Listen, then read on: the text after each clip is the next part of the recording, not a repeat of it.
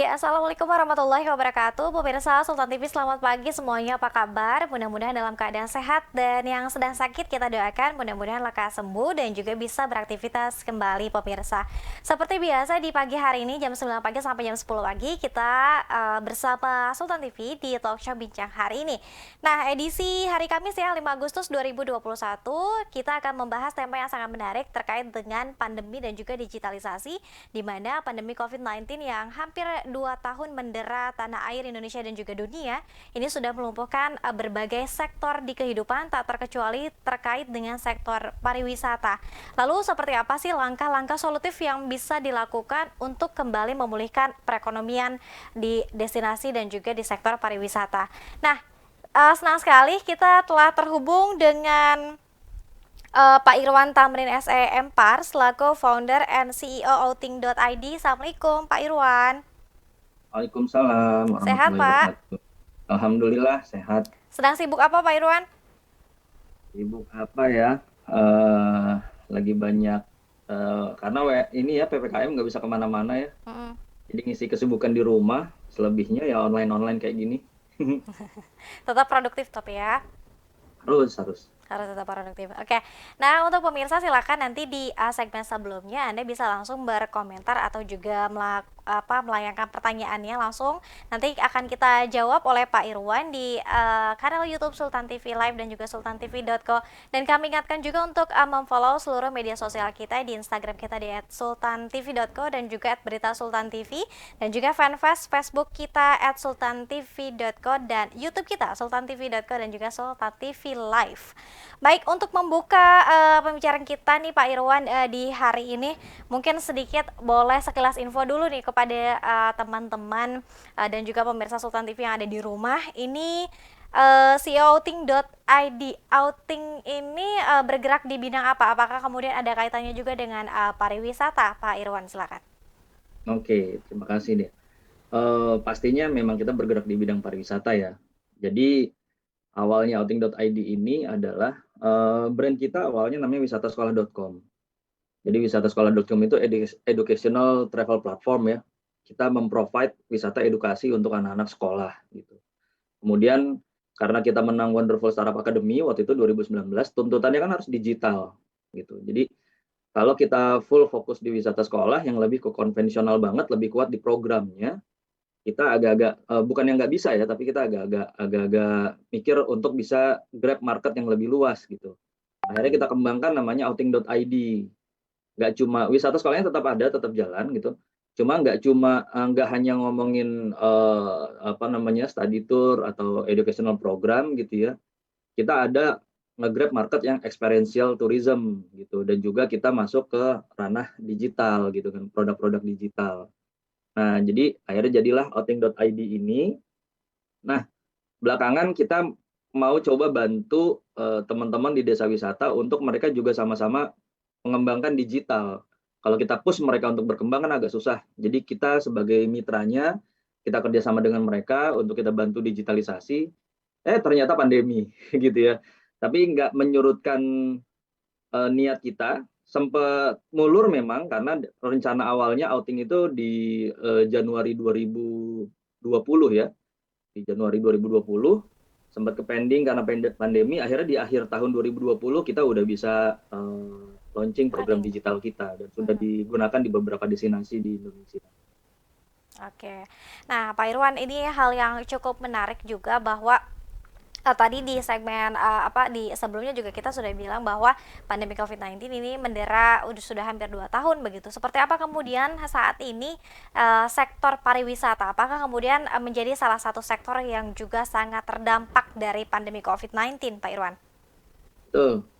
Kalau ngomongin pariwisata kita udah sama-sama tahu ya, Hmm. di pemerintah juga mendeklar kalau pariwisata itu tuh ya the sektor yang paling terdampak gitu. Terus kemudian ada sedikit harapan dengan pandemi mereda, terus terjadi PSBB, PPKM atau whatever lah namanya gitu ya, itu semakin makin membuat ngedrop gitu. Sampai sempat kemarin viral ada beberapa teman-teman yang seolah-olah kayak mengibarkan bendera putih gitu ya. Mhm. Ya mungkin itu apa ya ungkapan perasaan ya, karena mereka udah nggak tahu lagi mau gimana.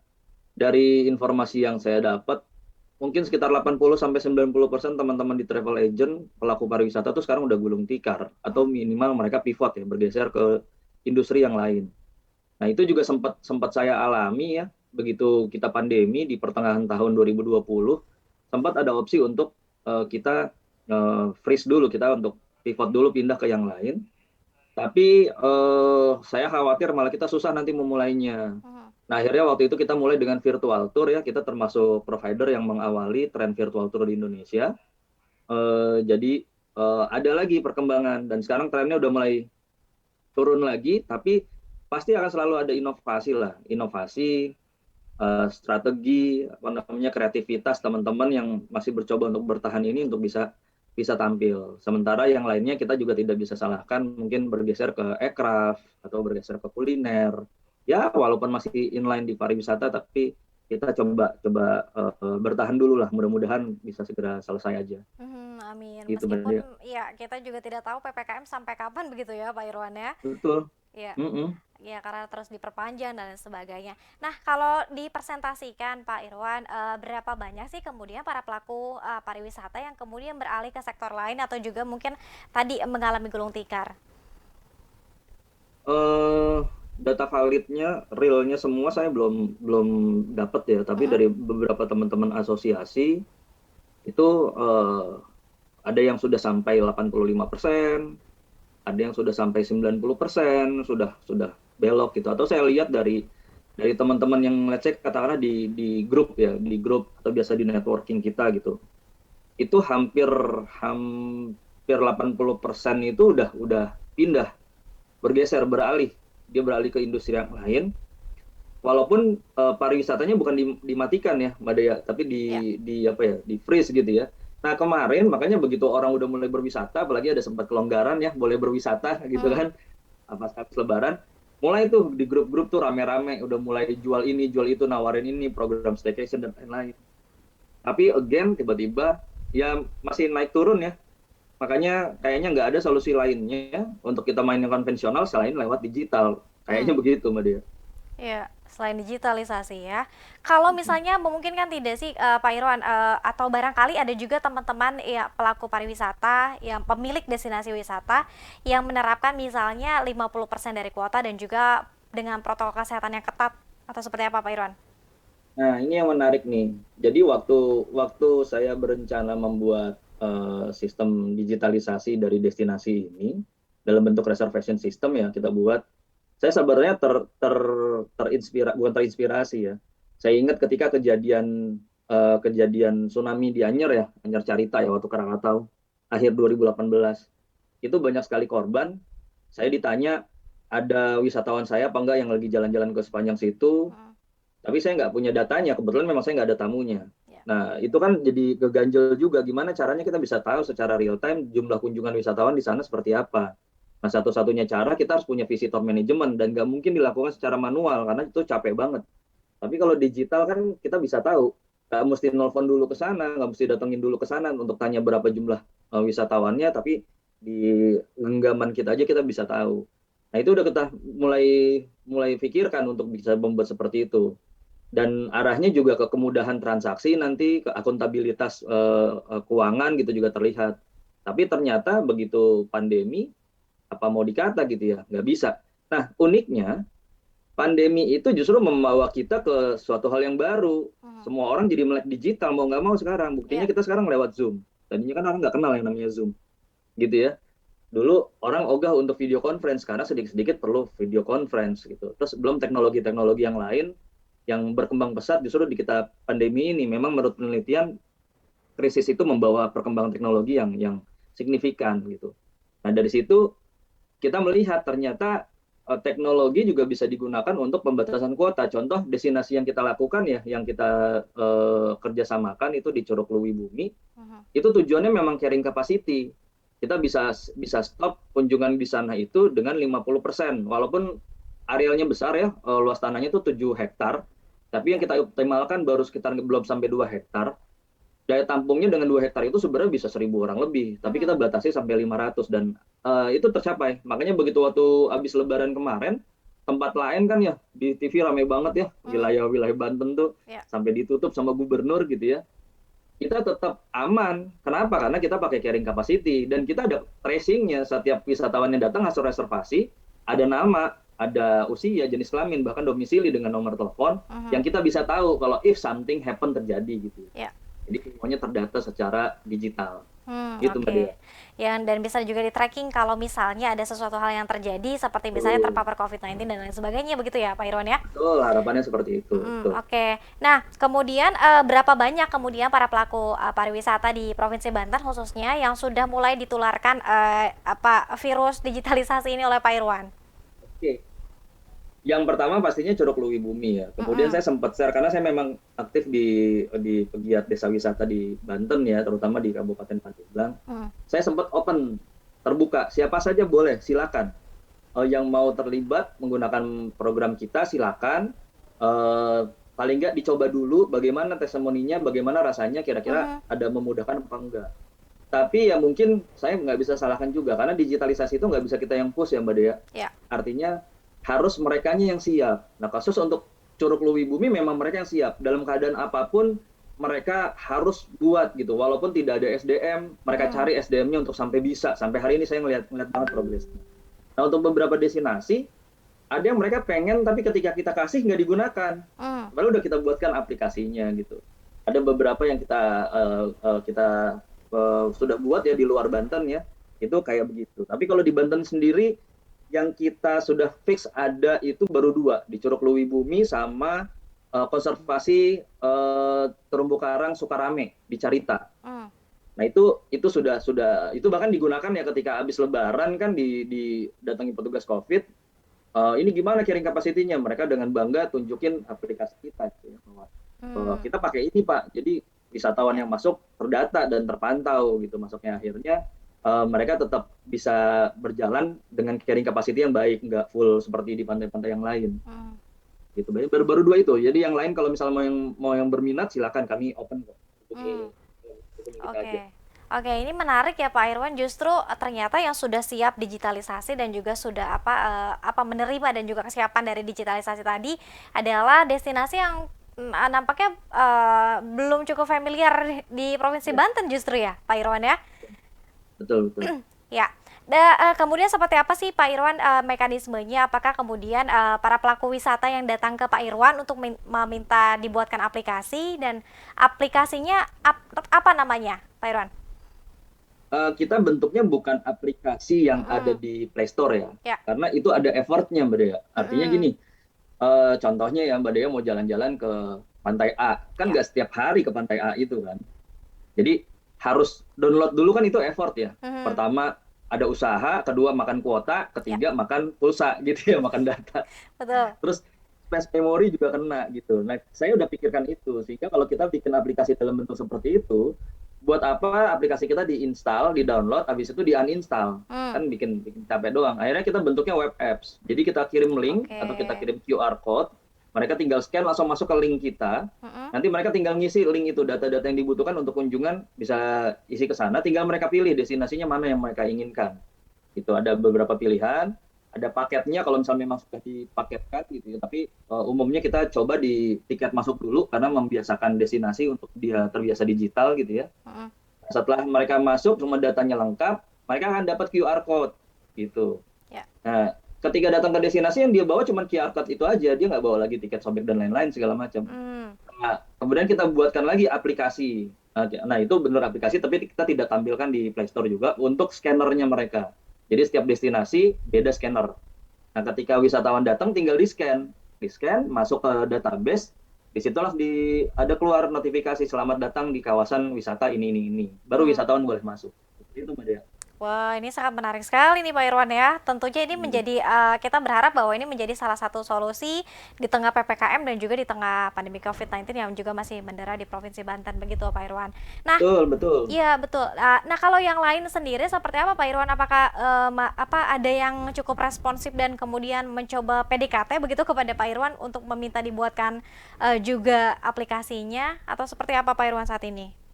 Ada ya, saya nggak salahkan sama kondisi ya, karena ada Mm. salah satu destinasi di Jawa Barat ya yang memang terkenal banget dia gitu. Memang concernnya, jadi gini Mbak Dea, Mm. sistem reservasi ini adalah sangat dibutuhkan itu kalau destinasinya sudah rame. Oke. Kayak Louis Bumi kan memang viralnya lewat sosial media ya, walaupun baru berdiri 2 tahun 3 tahun, tapi tiba-tiba mereka bisa viral gitu, walaupun tidak ada website, tidak ada, hanya lewat sosial media, tapi itu jadi indikator ini semakin bertambah nih. Nah ada destinasi lain yang memang udah gila-gilaan wisatawan ya, udah banyak banget, dan mereka sadar bahwa mereka butuh pemantauan secara digital, nggak bisa lagi secara konvensional ditulis di buku gitu, buku tamu. Nah, akhirnya kita buatkan.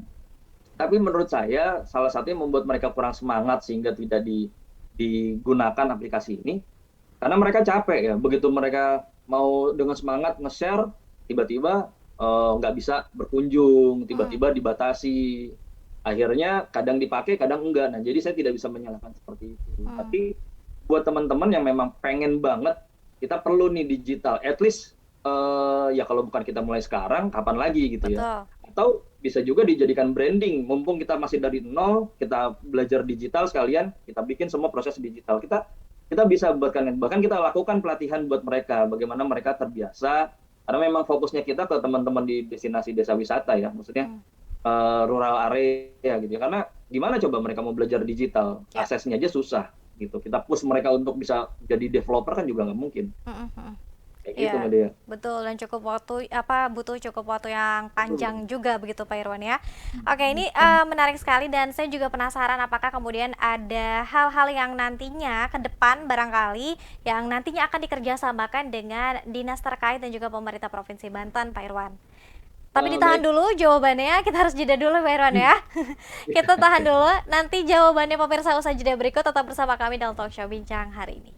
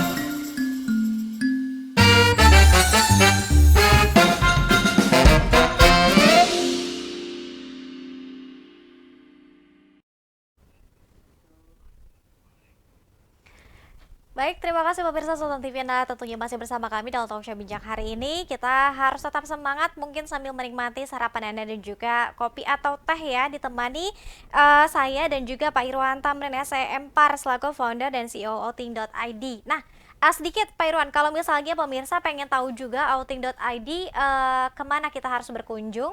Ada websitenya kah? Ada bisa dicek di Mm-mm, www.outing.id atau di Instagramnya di outing.id juga ada, mm-mm. atau bisa langsung connect ke WhatsApp di 0819 1083 1792. Oke, isinya apa itu? Tentang apa itu? Sekarang sih kita lagi banyaknya kampanye masih tentang virtual tour ya, Mm-mm, atau ya semangatin audiens kita untuk bisa tetap survive dari pandemi. Banyak hal yang bisa dilakukan untuk bisa berwisata, misalnya seperti itu. Eh, Kalau sementara untuk yang digitalisasi kita lebih banyak offline. Jadi kita bergeraknya bukan di media online-nya, tapi offline untuk datang ke destinasi-destinasi atau sosialisasi tentang siapa yang mau menggunakan platform kita, gitu Mbak Dea. Oke, siap. Nah, tadi kita sempat terpotong jeda sebentar, Pak Irwan. Tadi meskipun memang sepertinya sih apa ya, Pak Irwan lebih kepada menyemangati teman-teman yang memiliki desa wisata begitu ya. Betul, betul. Di apa 8 kabupaten kota seprovinsi Banten, bahkan mungkin ini lebih ke apa di bagian selatan begitu. Nah, apakah kemudian ada proyeksi atau mungkin ada rencana untuk kemudian hal ini dikerjasamakan dengan pemerintah Provinsi Banten atau misalnya dinas terkait, dinas pariwisata, Pak Irwan? Oke. Saya berani declare ya bahwa digitalisasi destinasi ya, melalui sistem reservasi online yang dilakukan di Luwibumi itu adalah yang pertama di Banten. Saya berani declare at least yang pertama untuk destinasi alam atau destinasi yang berbasis rural ya, daerah pedesaan gitu ya. Nah, itu sebenarnya menjadi branding yang cukup kuat gitu ya, menjadi nilai tambah yang oke bagi kabupaten kota atau bahkan provinsi yang terkait. Dalam hal ini misalnya Kabupaten Pandeglang atau Provinsi Banten. Nah, sejujurnya ketika sistem kita ini udah jadi, saya sudah informasikan ke Dinas Pariwisata Provinsi. Namun kan dengan kondisi seperti pandemi sekarang ini yang Mbak Dea, pasti mereka juga punya skala prioritas gitu. Apakah kita mau mendahulukan yang seperti ini atau kita lebih fokus ke pandemi? Contohnya sekarang aja pemerintah malah balik lagi ke refocusing anggaran untuk COVID gitu ya. Belum ke arah seperti ini. Tapi harapan saya memang jadi saya tidak mengenakan biaya sama sekali kepada destinasi. Ini gratis ya Bapak Ibu teman-teman, Mbak Dea. Jadi aplikasi kita sistem ini kita ini gratis. Silakan destinasi pakai gitu ya. Kita tidak bebankan ke destinasinya gitu. Nah, terus kemudian ditanya bagaimana dong? Kan pasti pembuatannya perlu biaya, ada Hmm, effort yang dikeluarkan juga. Nah, disitulah kita berharap ada subsidi silang.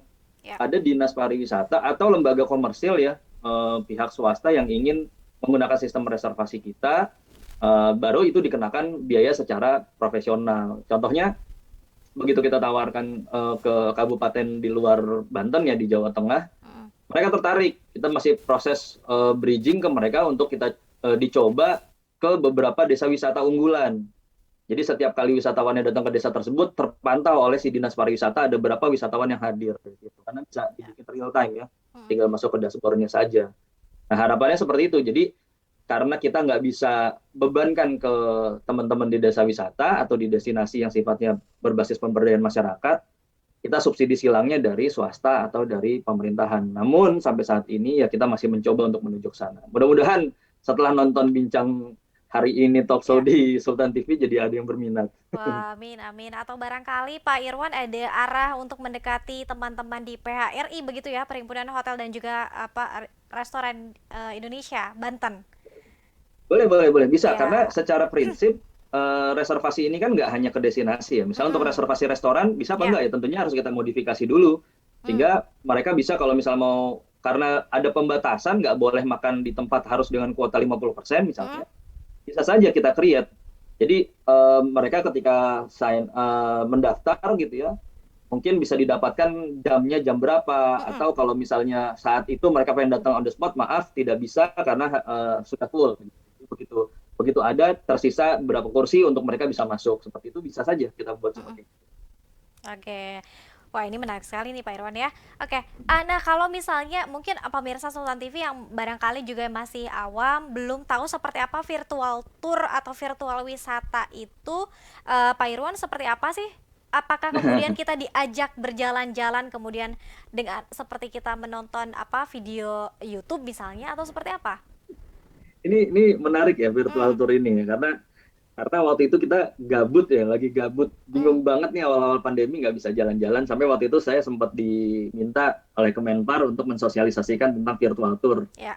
Karena bagaimana sih konsepnya virtual tour ini? Apakah kita cuma nonton di YouTube gitu, Hmm, nonton dilihat? Nah, justru saya waktu itu membuatnya tidak tidak ingin seperti itu, Mbak Dea. hmm, Karena kalau kayak gitu mereka bisa tinggal lihat aja, cari konten yang lain gitu. Kita pengennya interaktif. Maka waktu itu yang kita buat itu virtual tour-nya, kita buat semua audiens kita di Zoom itu bisa berinteraksi gitu, bertanya, menjawab, bahkan Mm. semacam kayak ada tour leadernya yang announce seolah-olah kita lagi di bis sedang perjalanan menuju kemana, mereka ceritain sini situ gitu sehingga bisa Oke. bertanya langsung, selalu ada sesi tanya jawab.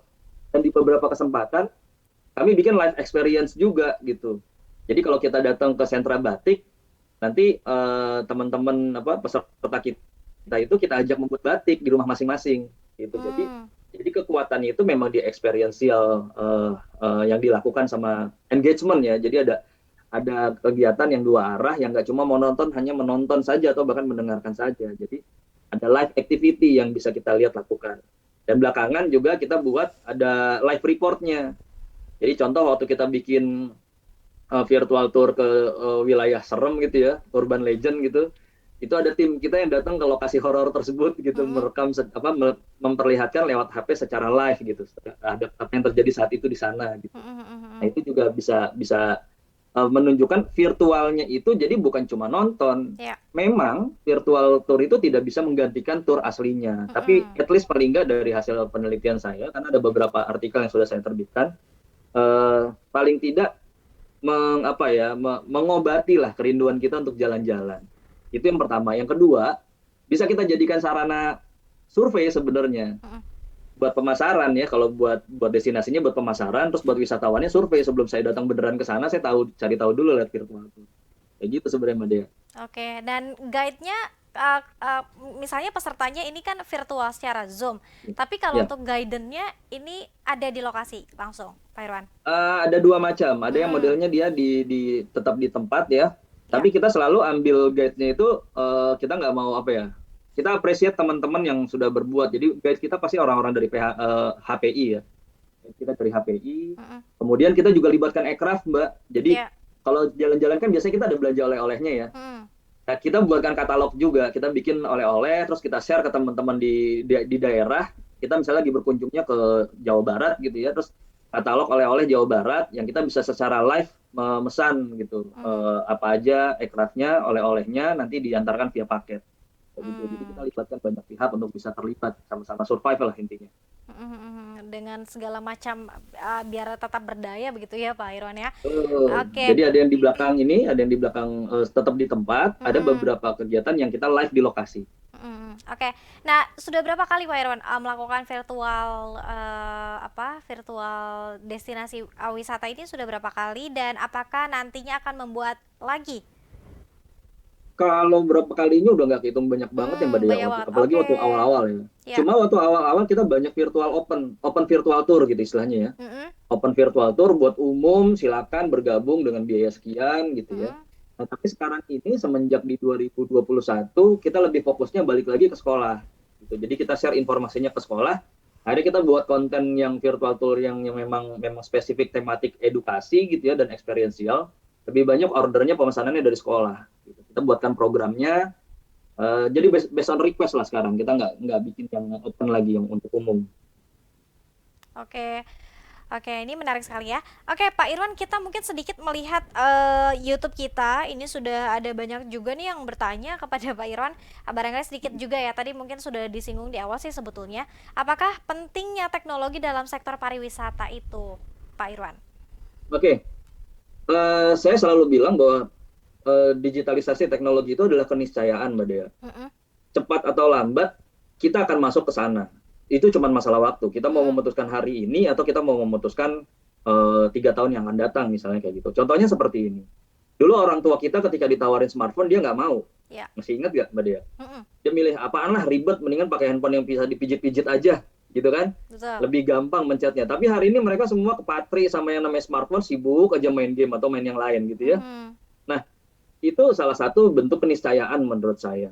Nah, begitu pula dengan destinasi yang bilang, kita nggak perlu kok digitalisasi. Betul, masalah perlu atau tidak sesuai dengan kebutuhan. Tapi cepat atau lambat, kita akan menuju ke sana. Nah, permasalahannya, pasti hasilnya berbeda. Orang yang memulai hari ini, walaupun sebenarnya dia belum butuh-butuh amat, tapi dia Mm. sudah memulai, dengan menunggu 3 tahun yang akan datang ketika dia memang sudah betul-betul butuh.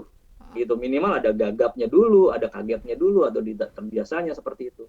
Dan karena ini sebuah keniscayaan, jadi kenapa tidak buat saya? Artinya dulu orang nggak tahu gitu belanja harus pakai kartu, sekarang semuanya udah melakukan hal yang seperti itu. Hmm. Gitu. Sekarang kemarin sempat saya bilang dulu orang kalau nelpon selalu pakai ya wartel atau telepon koin, sekarang udah Ya. nggak ada. Itu kan semua pengaruh karena digital kan, karena teknologi. Gitu. Jadi kalau kaitannya ke pariwisata, menurut saya digital itu sekarang udah jadi elemen penting ya, Hmm. elemen penting untuk mensupport pengembangan pariwisata. Udah karena seperti itu. Oke. Artinya kalau kita lihat tidak hanya sektor pariwisata juga yang dipaksa masuk Oh, ke era digitalisasi, pasti, pasti. pendidikan sekarang juga kan online juga begitu ya Pak Irwan Betul, ya. betul, betul, Kemudian betul. belanja juga ketika misalnya mal-mal pada tutup semuanya beralih juga ke online shop juga begitu Pak Irwan ya. Betul, betul. Mm. Banyak banyak yang berdampak positif ya dengan adanya kondisi ini. Oke. Nah, kita ke pertanyaan selanjutnya nih. Kehadiran teknologi berperan penting nih Pak Irwan dalam mempermudah kehidupan masyarakat Indonesia dalam berbagai hal begitu ya, tak terkecuali mungkin sektor pariwisata saja. Bagaimana kemudian orang-orang yang awam, Pak Irwan? Oke, bagaimana kemudian dengan orang-orang yang awam? Ini pertanyaan menarik banget. Mm-mm, Jadi penelitian saya kemarin itu Mbak tentang teknologi readiness, kesiapan teknologi mm-mm, di suatu destinasi. Nah, yang saya kaji memang wisatawannya. Apakah wisatawan yang akan berkunjung ini siap menggunakan teknologi reservasi yang kita buat? Gitu. Nah, jawabannya memang mengejutkan ya. Ternyata mereka mm-mm, semua bisa disimpulkan siap untuk menggunakan teknologi.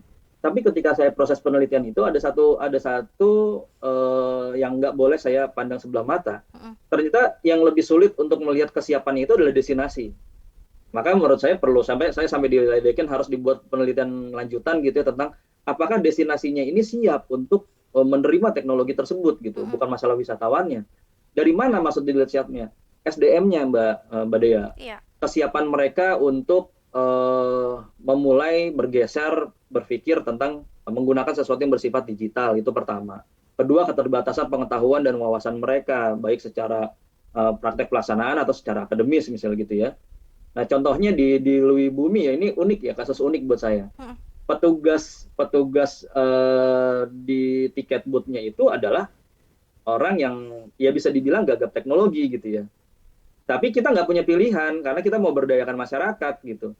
Ya kita coba terus walaupun butuh proses, tapi akhirnya mereka bisa gitu. Pelan-pelan mereka bisa ya di setiap hari kita pantengin terus walaupun kita agak capek. mm-mm, Tapi di situ kita jadi bangga gitu. Ada pergeseran teman-teman yang tadinya nggak ngerti, nggak apa, ada saya nggak ngerti pak kayak gitu. mm-mm, Akhirnya mereka bisa dan ngerti gitu. Itu luar biasa saya lihat. Jadi bisa lah insya Allah. mhm. Oke. Nah, kalau menurut Pak Irwan sendiri bagaimana kemudian melihat ketimpangan ya contohnya Provinsi Banten saja. Ini kan juga masih Ya, ada ketimpangan yang sangat signifikan antara misalnya daerah utara dengan daerah selatan. Nah, seperti betul. apa nih? Apakah kemudian membutuhkan treatment-treatment yang berbeda? Nah, kita bicara digitalisasi secara global, secara luas ya Mbak Mm-mm. Dea ya. Iya. Eh, Salah satu elemen penting di dalam pariwisata itu adalah kan 3A. Mm-mm. Atraksi, amenities, sama accessibility. Nah, orang lebih memikir accessibility-nya itu jalan. Jadi kalau kita mau berkunjung ke sana, harus Mm-mm. dibikin jalannya yang bagus dulu gitu. Mm. Nggak bisa kalau kita jalan kaki tuh jadi susah lah untuk dikunjungi sama orang. Bahasanya kayak begitu. Iya. Tapi faktanya, emang kalau mau ke Baduy nggak jalan kaki. Jalan kaki Mm. juga kan. Iya. Banyak yang mau datang ke sana. Nah, permasalahannya dari mana kita bisa mendapatkan informasi tentang Baduy? Nah, jadi buat saya accessibility itu nggak cuma hanya jalan. Jadi nggak tepat kalau misalnya dibilang dia nggak bagus destinasinya, nggak Mm. layak jadi juara karena jalannya tuh Iya. hancur. Enggak menurut saya. Gitu. Kayak itu dua hal yang berbeda. Ketika si destinasi tersebut mampu memvisualisasikan, memberikan informasi lewat digital secara menarik, tentunya membuat orang ingin datang ke sana. Dan sifat pembangunan di Indonesia itu masih seperti itu, Mbak Dea. Mm-mm. Ketika banyak orang datang ke sana, baru dibikinin jalan, setuju nggak? Iya. Bukan dibikinin jalan dulu buat orang datang, ya kan? Mm-mm. Mm-mm. Nah itu permasalahannya di Indonesia. Jadi kita bikin dulu gimana caranya orang mau datang ke sana, banyak yang berminat, belakangan pasti jalannya dibagusin deh, dipikirin untuk jalannya bagus oleh pemerintah. Bukan semua akses itu dibagusin jalannya dulu gitu. Mm. Nah, ini yang 11-12 bukan 11-12 maksudnya bertentangan Mm-mm. dengan kondisi. Contoh, kalau tadi Mbak Dia di antara selatan dengan utara gitu Iya. ya. Mm. Yang di selatan kan contoh kita ke ujung kulon kan masih banyak jalan yang hancur ya. Mm-mm. Mm. Waduh, kalau mau ke daerah Sumur tuh dulu wah, hancur banget, apalagi Capek Taman Jaya sekali. gitu yang daerahnya keren banget, jalannya hancur gitu. Iya. Nah, nah kita nggak bisa meratapi nasib, ya udahlah kita nggak usah ngomongin pariwisata, gimana mau pariwisatanya maju, Mm-mm. jalan kesininya aja hancur. Nah, sekedar informasi teman-teman, akses jalan yang gampang ditempuh menuju ke Luwi Bumi, bukan gampang ya, maksudnya yang relatif bisa ditempuh menuju ke Luwi Bumi itu yang lewat jalur Pandeglang. Itu hampir 10 kilo jalannya hancur. Makanya saya sering meledek kalau ke Luwi Bumi itu bukan wisata alam sebenarnya, wisata religi Mbak Dea. Iya. Karena kita jadi banyak menyebut nama Allah, astagfirullahaladzim, ya Allah, jalannya Oke. subhanallah, gitu-gitu. Iya, Beneran, iya. hancur banget, parah. Mm-mm. Tapi begitu sampai ke destinasi, kebayar dengan keindahannya. Nah, itu kan jadi membuktikan bahwa hancurnya jalan menuju destinasi tersebut tidak menjadi alasan sebuah destinasi itu akan tampil, akan bangkit atau tidak gitu. Tidak Mm-mm. menjadi ukuran itu. Bagaimana keterbukaan informasi yang didapat oleh wisatawan sehingga dan kita edukasi ya. Kita maksudnya kita berikan informasi yang sebenar-benarnya, jangan dimulus-mulusin. Oh, gampang kok, jalannya bagus begini begitu. Mm. Ternyata faktanya jelek. Kita kasih juga aja, hati-hati, jalannya kurang bagus, Yap. begini begini begini, sehingga wisatawan merasa dapat informasi yang cukup. Menurut saya tinggal itu aja. Mm-mm. Wah, ini unik Hmm, ya. Kalau misalnya contohnya tadi adalah misalkan Ujung Kulon dan juga Baduy, ternyata bahkan Baduy menjadi warisan betul, leluhur. Kemudian juga tidak hanya apa wisatawan lokal, tapi juga mancanegara juga pada datang gitu ya Pak Irwan ya. betul, betul. Oke, Pak Irwan, ini ada pertanyaan yang menarik nih dari pemirsa Sultan TV juga. Virtual tour bagaimana? Kalau di tempat yang susah sinyal gimana nih Pak? Ini karena jeleknya digitalisasi itu kita sangat Mm-mm. bergantung pada infrastruktur ya Mbak Dea. Iya. Gimana mungkin kita mau memperkenalkan tempat tersebutnya itu aja nggak ada sinyal. Mm-mm. Nah, ini udah pernah kita carikan solusinya sebenarnya. Waktu itu kita membuat virtual tour ke Gunung Tambora. Ya. Nah, berbeda dengan Gunung Rinjani misalnya, itu sinyal sampai ke atas nyampe. Mm. Nah, ketika ke Tambora, itu nggak ada sinyal. Gimana cerita gitu kan? Kita mau bikin virtual tour, tapi sinyalnya nggak ada. Yang pertama, pasti kita nggak bisa bikin live report. Itu udah Mm. pasti. Karena nggak mungkin di sana kita lakukan. Yang kedua, untuk mengatasinya, karena kita tidak ada sinyal di sana, kita mau nggak mau kontennya tidak secara live. Tapi kita bikin footage dulu.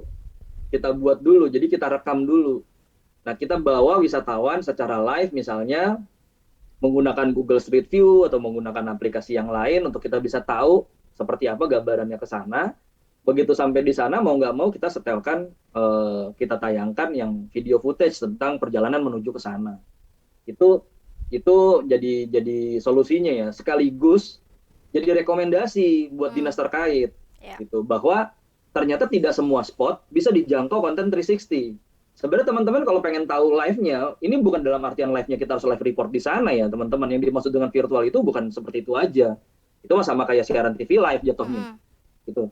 Nah, yang dimaksud dengan virtual itu yang paling sederhana banget biasanya dikaitkan dengan konten 360. Ketika kita klik di Google, kita cari 360 misalnya daerah Baduy, apakah ada konten-konten yang bersifat 360 Ya. sehingga kita bisa melihat semua atas, bawah, kiri, kanan, depan, belakang bisa kelihatan view-nya. Mm-mm. Seolah-olah as if kita berada di sana. Nah, Mm. itu banyak destinasi yang belum punya konten seperti itu, Mbak Dea. Mm-mm. Mm-mm. Ini jadi PR kita bersama ya, baik terutama Dinas Pariwisata misalnya untuk membuat konten itu tersedia sehingga memudahkan informasi ke wisatawan untuk dikunjungi, Mm-mm. gitu. Ya, seberapa pun terpencil sekali lagi destinasi tersebut begitu ya Pak Irwan ya. Betul, di beberapa pelatihan kami sering ya, saya sering mengajarkan, Mm-mm. diundang untuk menjadi narasumber pelatihan virtual tour. Itu yang kita ajarkan justru basicnya membuat konten 360. Karena Mm-mm. kita mau menginformasikan destinasi mereka, tapi mereka nggak ada konten 360-nya tersedia secara umum di Google, gimana kita mau share ke orang-orang, Mm-mm. gitu ya. Kan beda, kita ngeliat 360, gitu ya live, dengan kita ngeliat video, beda kan ya? Ya. Kalau 360 kan ada experience-nya, kita bisa Mm-mm. tinggal atur scroll mau kemana kita lihat, kayak gitu. Mhm. Oke, Mm-mm. oke Pak Irwan, kita masih ada satu segmen terakhir. Nanti kita akan tengok lagi. Ini sudah banyak juga yang bertanya dan juga tadi sebelum kita sempat bacakan begitu ya Pak Irwan ya. Ya, pemirsa tetap bersama kami dalam Talk Show Bincang hari ini masih bersama dengan Pak Irwan tentang digitalisasi memulihkan pariwisata.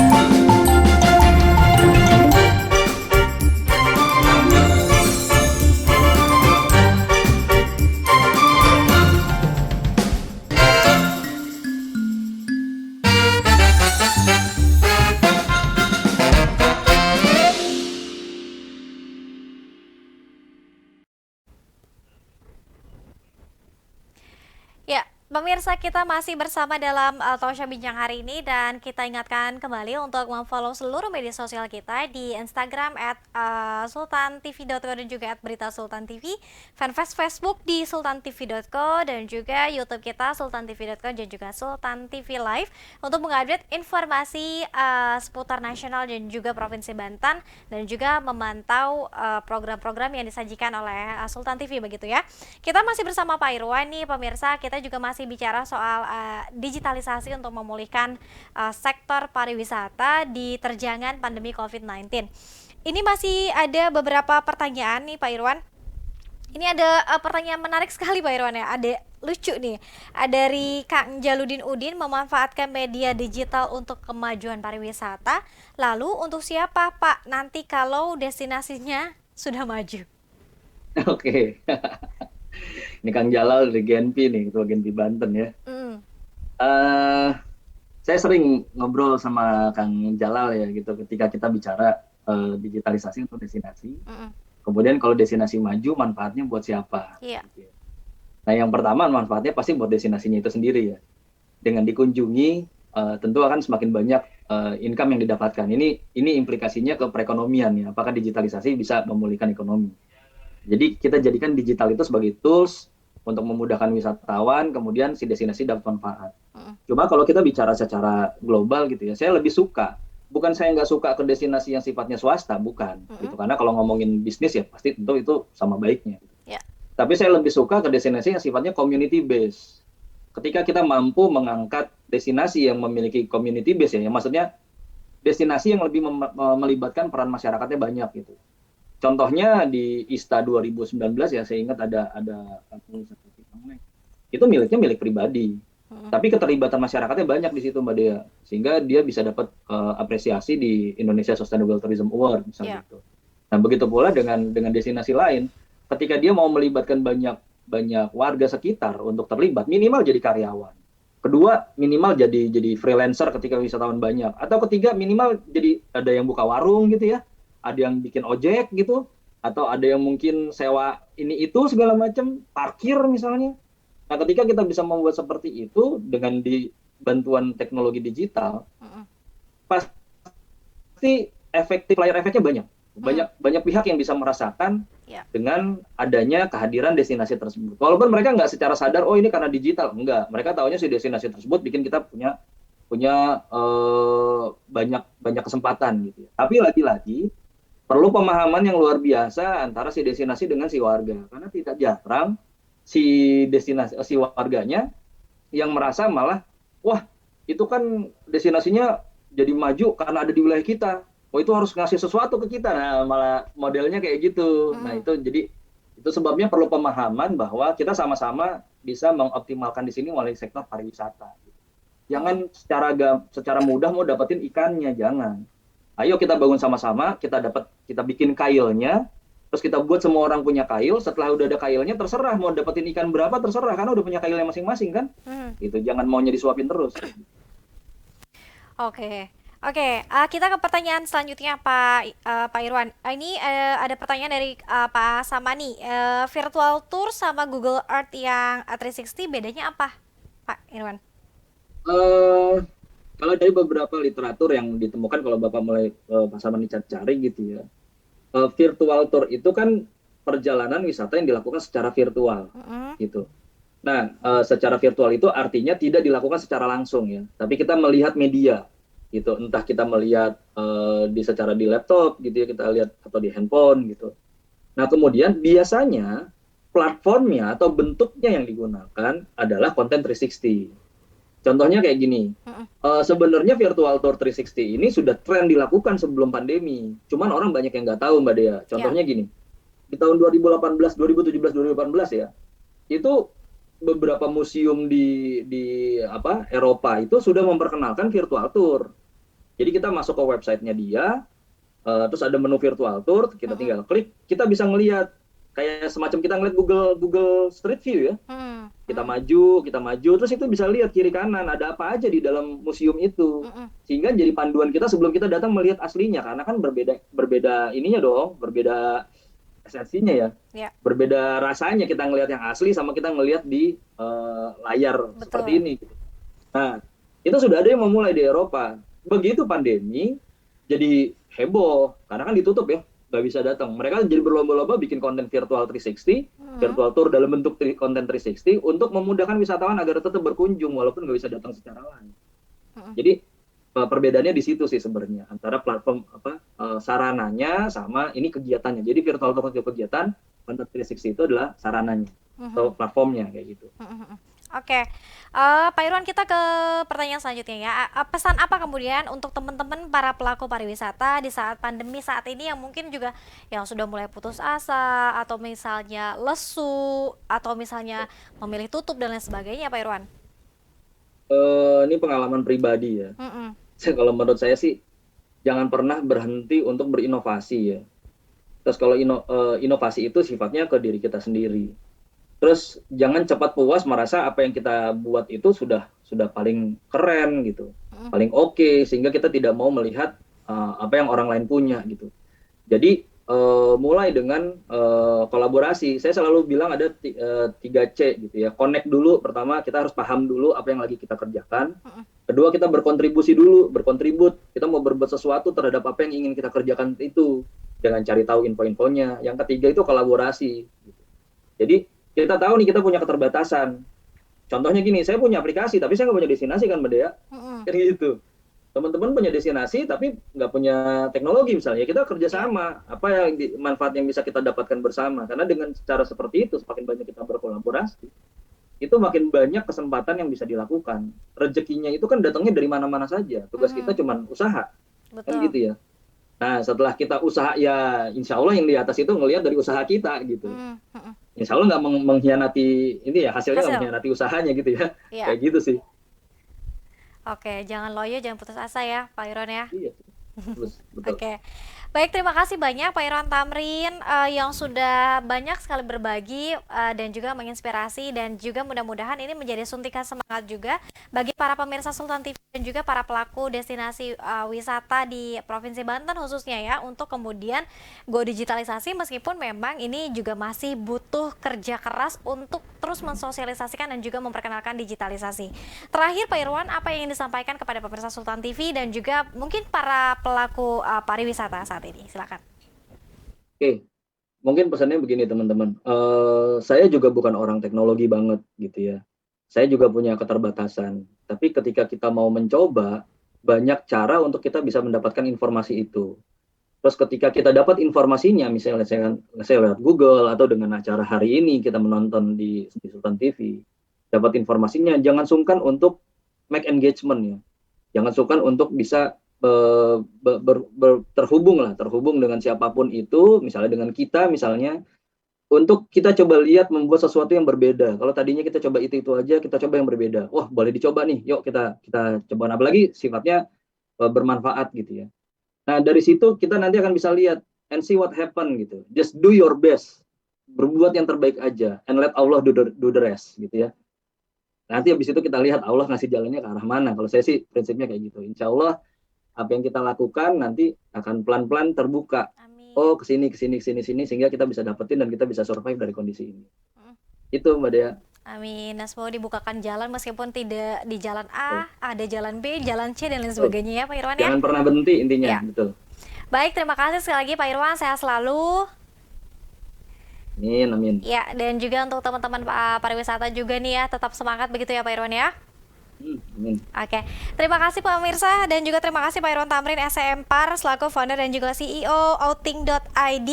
Untuk mungkin lebih jauh tahu juga tentang outing.id boleh nanti mengecek media sosial dari outing.id.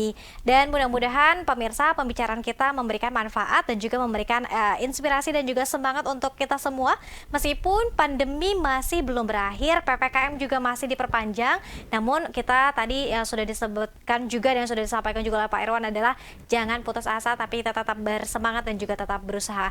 Terima kasih atas kebersamaan Anda pemirsa. Besok kita akan berjumpa lagi dengan tema pembahasan lainnya jam 9 pagi sampai jam 10 pagi. Akhir kata saya Dea Linta Munggi beserta seluruh kerabat kerja pamit undur diri dan juga narasumber saya Pak Irwan Tamrin juga pamit. Terima kasih atas kebersamaan Anda. Wassalamualaikum warahmatullahi wabarakatuh. Waalaikumsalam warahmatullahi wabarakatuh.